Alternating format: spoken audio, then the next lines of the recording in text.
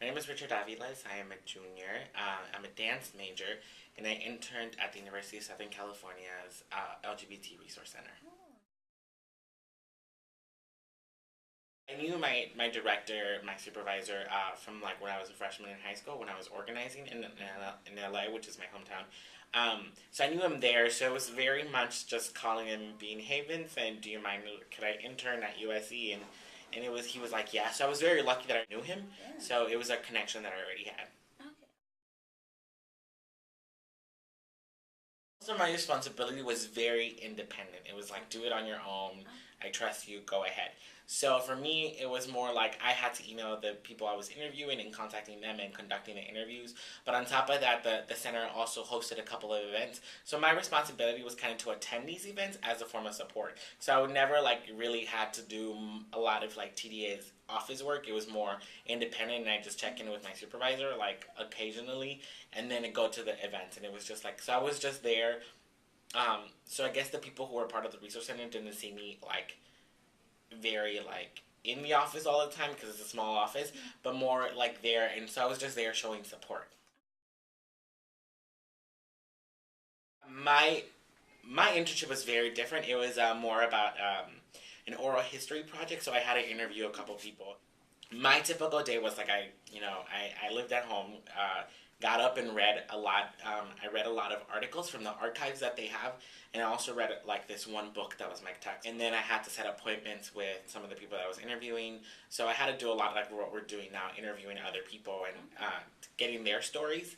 Um, and then the last thing, kind of what culminated the project that I'm still working on, is like this video of what it was like to be. The question was like, what was it like to be an LGBT person at USC when you were here?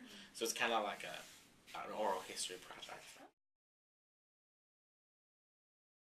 I think it was very valuable in the sense that I discovered something, a sort of profession that I never thought I would like pursue maybe or even think about, like that is higher education, like being to work with the director and see how event planning happened like for a school's LGBT center, like made me want to kind of think about doing that more often, or just be in this sort of environment where I can be in like in event planning, and I love organizing and something like that. So that's what I found very interesting, and I also realized that I love like talking to people and collecting stories. So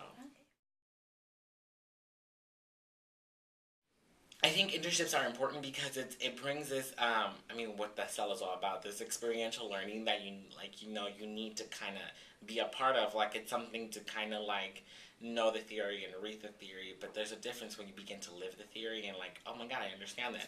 And it's a better way to connect what you're learning into the classroom, outside the classroom. It's also a great way to kind of break away from the bubble that we have created at St. Olaf and tend to create. Yeah. And it's like, well, the whole world is not just this little hill in a small town in Minnesota. It's like bigger. So I think that internships provide that opportunity for you. Especially in college where you can make the mistakes, but it's kind of okay because you're the intern and you're learning, yeah, and you don't have like the liabilities or responsibilities that a real employee would have.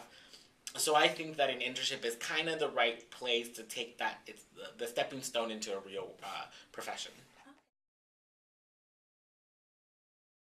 I think I just want to, like, I guess a big thing also is like to let other people know that you don't necessarily have a lot of interns. I think that a lot of the internship that you have to do is like very go for work or like very in an office setting, but like the ability that you can do research in an institution. I mean, like the connections are there, and always I think about the places you've worked at before, maybe during high school or organized, and now as a college student, you can go back into that. I think that's always an immediate place where you can definitely might like have a guaranteed internship, like an organization you worked at when you were in high school. A lot of the times we underestimate the true potential that we have as networkers, and we need to kind of like hone a little bit of those skills a little bit more.